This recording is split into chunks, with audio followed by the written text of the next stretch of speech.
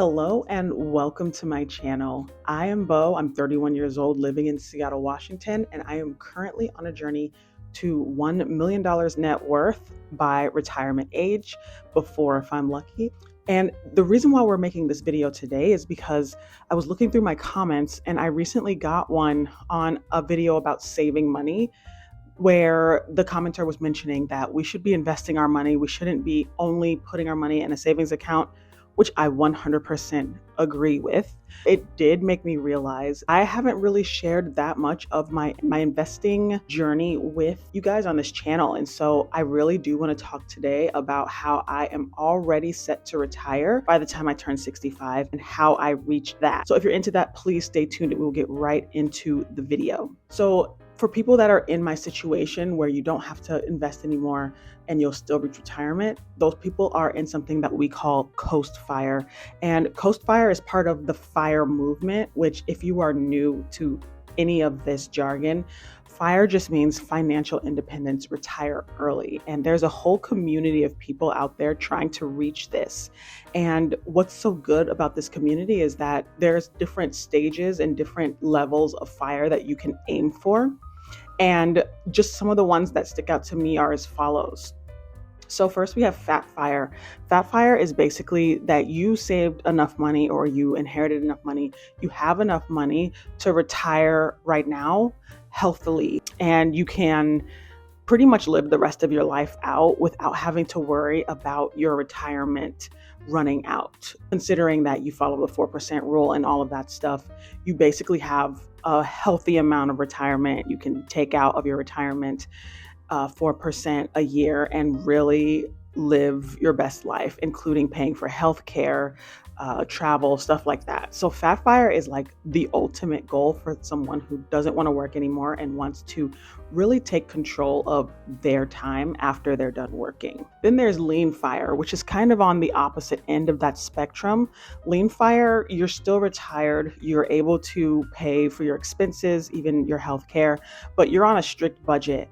You made the cut, but you're really on the cusp of that cut. And so you're following a strict budget. You maybe have limited amount of money to spend month per month, but you are able to live like that for the rest of your retirement years. Then there's Barista FIRE. And this one is kind of cool with people that are maybe younger on the spectrum. And basically what Barista FIRE is you have reached financial independence, retire early, but you're still working. And not necessarily that rat race 9 to 5 that everyone was using to get to FIRE, but maybe, like the name says, you're working as a coffee barista or even a barista at a bar, and you're making drinks and working these gig work type jobs just to have your medical expenses paid for by that company. So you're getting benefits from that company, you're getting health care, health savings account, etc., even more 401k things from that company, but you're able to use your retirement to pay for your minimal expenses. And then there's the part that I'm at, the level that I'm at, which is CoastFI.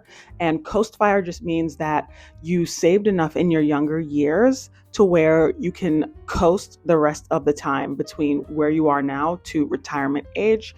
And by the time you get to retirement age, the compound interest will have worked up enough money to where you are already at your FIRE number, your retirement number, by the time you reach the age of 65. So that's where I am right now, CoastFI. And again, it just means that you saved enough in your younger years to where now that we're at this point, we don't have to put another penny towards investments, and the compound interest will bring us to our retirement number by the age of 65. And I know for people who are new to this kind of seems bizarre, right? To just coast until you get to retirement age.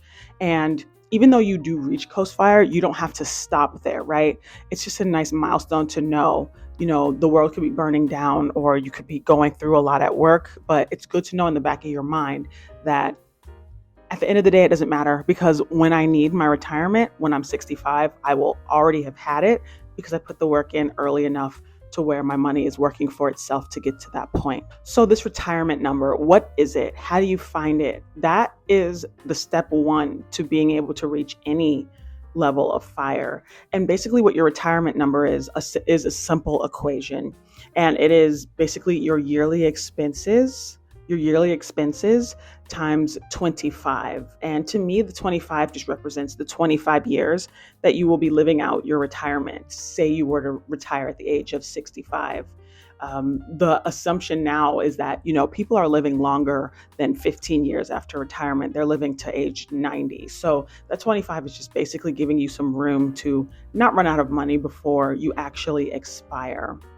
And your retirement number is based solely on your personal expenses. So for my expenses, not including my husband, they're very low. My monthly expenses are low to where in a year I'm spending roughly around a little bit more over $22,000 a year. That's for my bills, my rent, healthcare, all of that. My budgeted expenses are very low. So just times that 22 plus thousand times 25, and I am sitting at a little bit over $500,000, $563,000 and 400 to be exact. That is my retirement number. And I was able to invest enough from the age of 24 to 31 to where by the time I'm needing to retire, I will be sitting at around 1.2 million when I get to retirement age. So that's basically double what I'm needing by myself. Now, I am married, and even though I don't include my husband's numbers in here, just for transparency's sake, I do want to let you guys know that our combined retirement number is sitting at 1.2 million, give or take. And our yearly expenses together is a little bit over $51,000 a year. And that is honestly the key to how we were able to save so much money before basically the age of 30, is that our yearly expenses is a little bit more than half of what I make in a year. And my husband makes more money than I do. And it's very important to me, and it has been for a long time, for us to not spend more than what we earn. But even more importantly is that we live in a way to where we can live off of my income, the lower income. And this is in no way easy. It's not even possible for most people. But if you find a way to live to where your expenses are half, maybe a little more than half of your partner or the lower earning person's salary, then you will definitely be able to reach CoastFI. So how did I do this? How did I reach CoastFI? I didn't even know what it was when I was working so hard, but how did I reach it? There were two ways that I did reach it. The first being investing, paying myself first. I definitely put a huge emphasis on doing this because if you're not investing, if you're not saving your money, what more are you doing with it, right? So because I do have low bills, I felt like I needed to put my money to work so that I'm not the only one putting away for my future, but that my money is working with me so that we're, as people say, making money while we're sleeping. And the way that I'm able to do that is through my job. People really sleep on the 401k. 9 to 5 work gets a very, very bad rap, especially nowadays with, TikTok and the internet and people getting rich quick off of social media. 9 to 5 work is very much looked down on. And I am very much not a lazy investor, but a boring one. I'm not, chasing Bitcoin. I'm not investing in, GameStop or AMC or anything like that. I am simply investing in the index S&P 500 index, and I'm going with the S&P 500 returns every year. And that has been able to get me in 7 years to CoastFI. What really is a testament to your 401k is, being able to put away those pre-tax dollars, money that you're never going to see in your paycheck. So it feels like you're not investing anyway. And this really helped this year because I did, as you guys know, take a step back from investing for a whole year in order to pay off my student loans and my husband's student loans. We were able to pay off 6 figures of student loans this year because of that stepping back from investing and really cutting back on our expenses. And while I was able to do that, my money still did grow. So as you know, my 401k, I'm not maxing it out actually. I currently contribute 8% of my paycheck to my 401k. And on top of that, getting compound interest as well. So that's really helped me reach my CoastFI number. So total so far for my pre-tax investing, I've only put away a little bit over $13,000. And I'm expecting this year to put away $15,000, give or take a little bit more. And the max contribution limit for a 401k is $22,500. 500. So I am leaving around $7,000, a little bit more than $7,000 on the table. So that is something to keep in mind is, when you do get a match from your 9 to 5 job, you really should think about taking advantage of that because it's not free money, as people say. It's part of your compensation package. You should really look into taking advantage of that and maxing that out if you can. On top of that, my IRAs that I can no longer invest in because we have,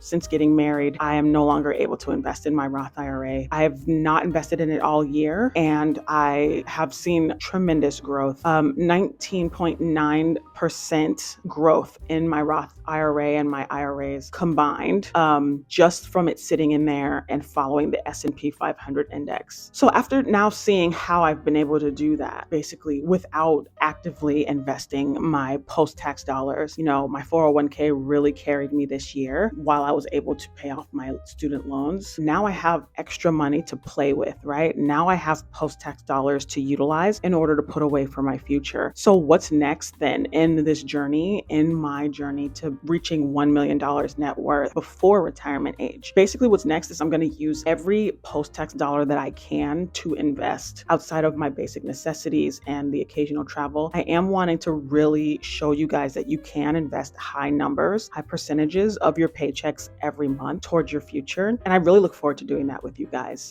in the coming days. The only thing is that I haven't actually honed in on an actual savings rate for 2025. But once I do get to that point, I'm going to share it with you guys first thing because I completely look forward to going through that journey with you guys and taking you along on it. Since 2024 is almost over and I can no longer invest in my Roth IRA, I do plan to take advantage of my non-tax advantaged account, my individual brokerage, because I don't own a business. I don't, have any other investing channels outside of maybe real estate. I'm going to be putting every dollar that I can into my individual brokerage and just taking you guys along on that savings journey with me. So with that being said, that is how I reached CoastFI. I hope it made sense to you guys, but I'm more interested in any questions that you might have for me in those comments below. Let me know if you guys are investing, what you're into, and if you too are on your way to CoastFI or any type of IRA for that matter. I want to know what you guys are doing in terms of investing. And if you have any other investing questions, I'm not a financial advisor, so I can't give financial advice. But if you do want to talk about any type of investment channels or just things that interest me, leave those in the comments below and I will get back to you guys in the next video.